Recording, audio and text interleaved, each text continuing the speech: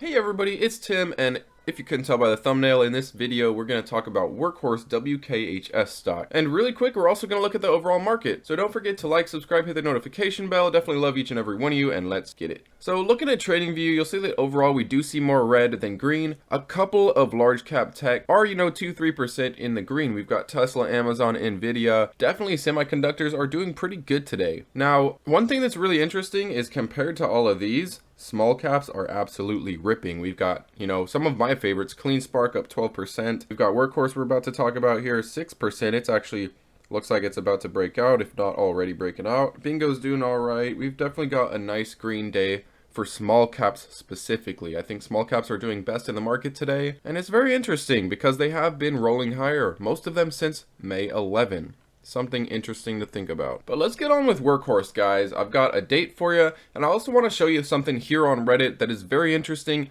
And this, I believe, was actually derived from the earnings call. So many of you guys might have already heard this if you tune into this channel. But this was posted here by Level 2, so shout out to you, homie. But Rick D, the CEO, basically says, in the earnings call, we have acquired or leased additional facilities in the Union City campus to help us streamline our supply chain value stream to include having an environmentally controlled facility to safely manage battery storage. You'll see that this right here is basically Workhorse Ranch. And it does look like they leased or purchased Applegate and Eco Vehicle Systems. And they were even nice enough to post the pictures. And this is the new front of the Applegate building. There's a clear Workhorse logo. Shows off their 35,000 square foot drone research facility. And as Rick goes on to say, we already have a well-built plant coupled with a rich history of manufacturing. We also reached an agreement in the quarter to take over 2 additional facilities on our property, further expanding our manufacturing floor space and footprint. And also very interesting as an indication of how important these types of assets and capability are in the EV space. We have been approached by several firms to possibly undertake contract manufacturing for them at our Workhorse Ranch.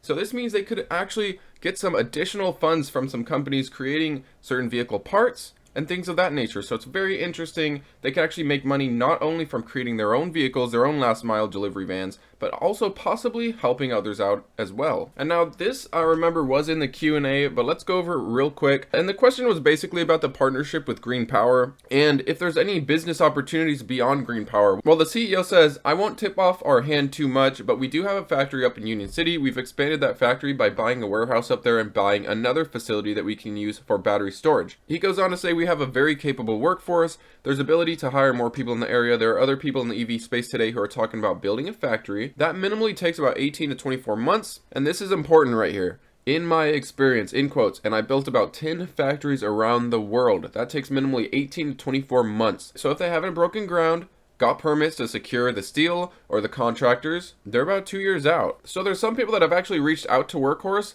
asking them for help, asking them for some things from a production standpoint. Very interesting stuff. Very interesting. And really quick, guys, I wanted to show you that ever since May 11, Workhorse has been chugging along, has been pushing higher. It's been in this upward channel, and it's been continuing to push. Now, we do need a break out of the 380 area, and I'm really looking for Workhorse to start holding support at about 320. That's what I'm looking for. If it breaks from that, it's very likely to test $3. And also, get ready, guys, because earnings is coming out. It's expected August 9th, and I will be covering it, so stick around. Now, according to TradingView, when you look at their expected earnings, they're expecting 14,000 in revenue.